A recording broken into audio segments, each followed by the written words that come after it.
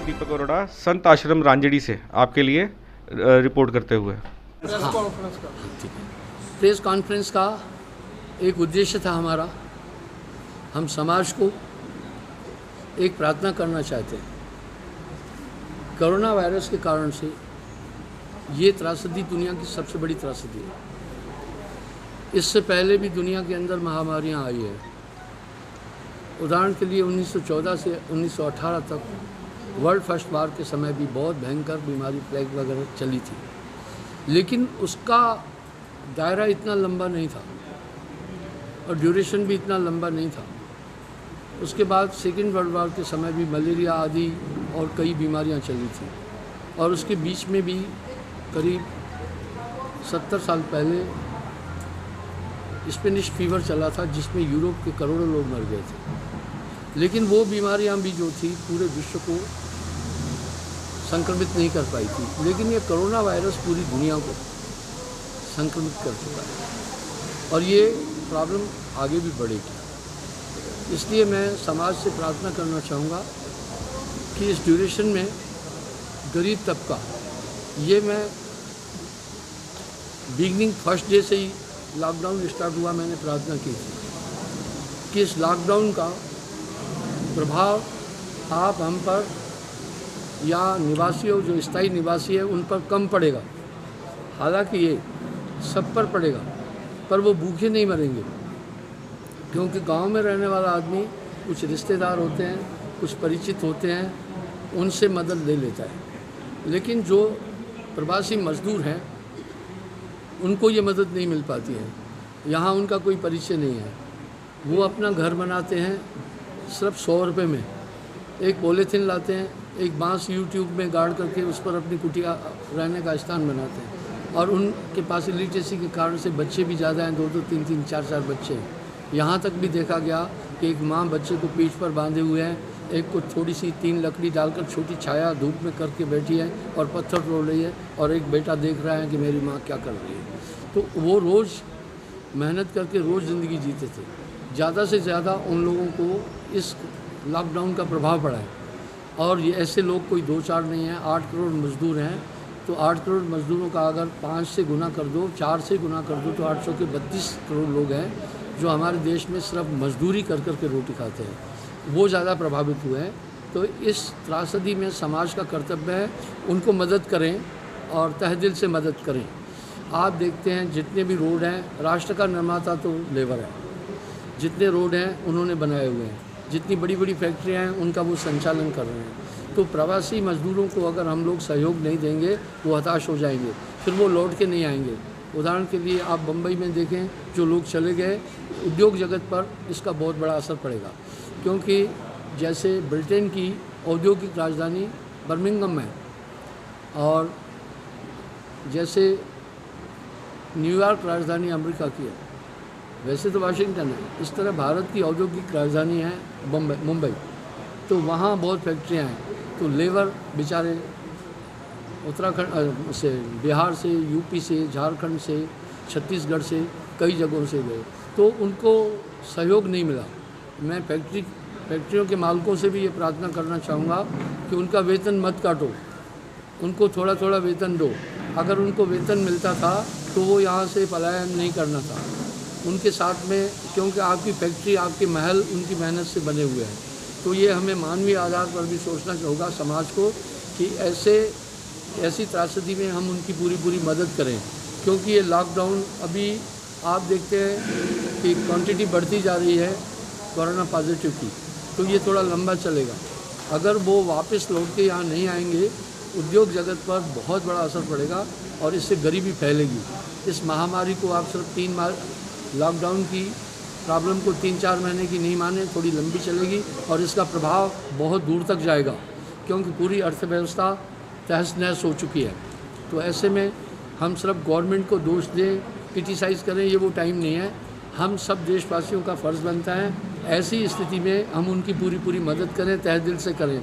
मैं उन रईसों से, बहुत धनाढ़ लोगों से ये प्रार्थना करता हूँ कि ये जो तुम्हारे पास धन है ये उनके माध्यम से है, उनके हिस्से का है। ऐसी स्थिति में वो धन के ख़जाने उनके लिए ओपन कर दो, कोई बात नहीं है। जिससे राष्ट्र भुखमरी की तरफ नहीं जाए।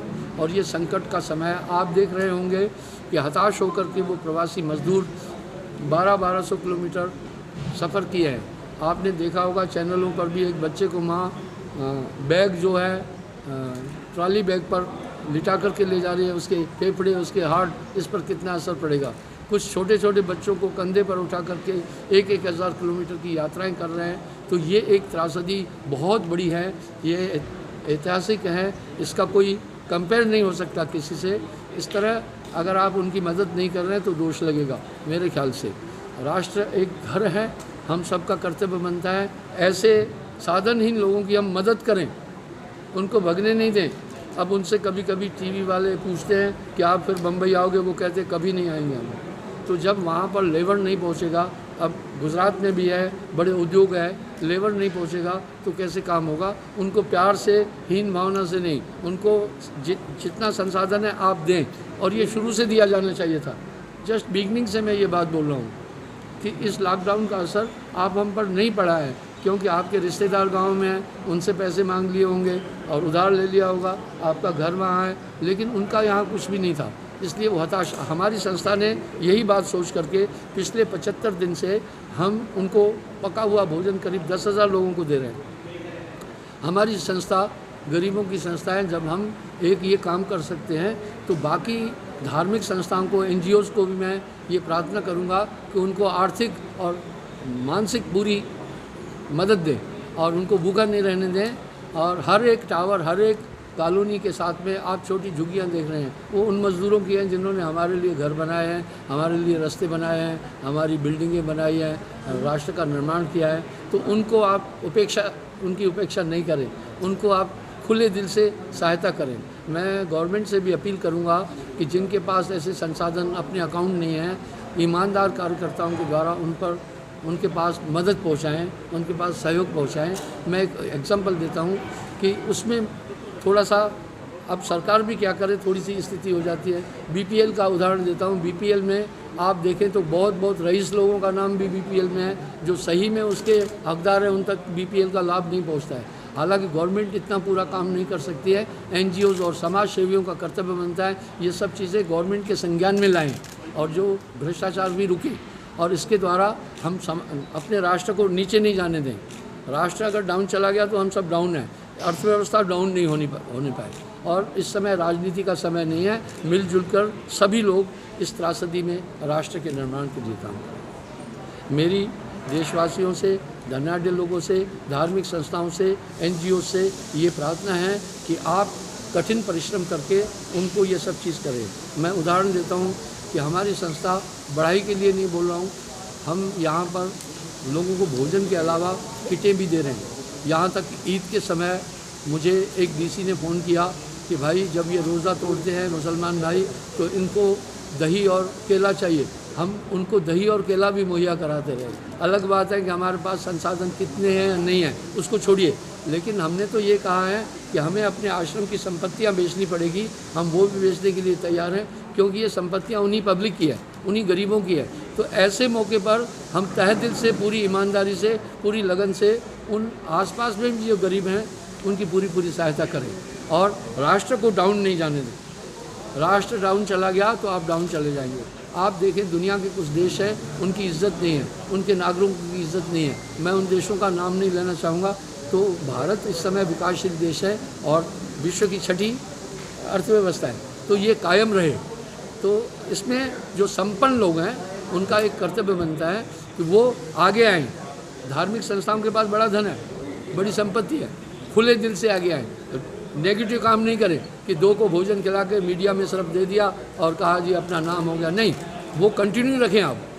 कुछ ऐसी चीज़ें सामने आई कि 1-2 दिन सिर्फ मीडिया को अपना फ़ोटो दिखा दिया और वो फिर वहाँ से गुम हो गए और कह दिया लाखों लोगों को रोटी खिलाया, ग्राउंड में किसी को भी नहीं खिलाया। वो आप पॉजिटिव काम करें। इस समय बनावट की गुंजाइश नहीं है।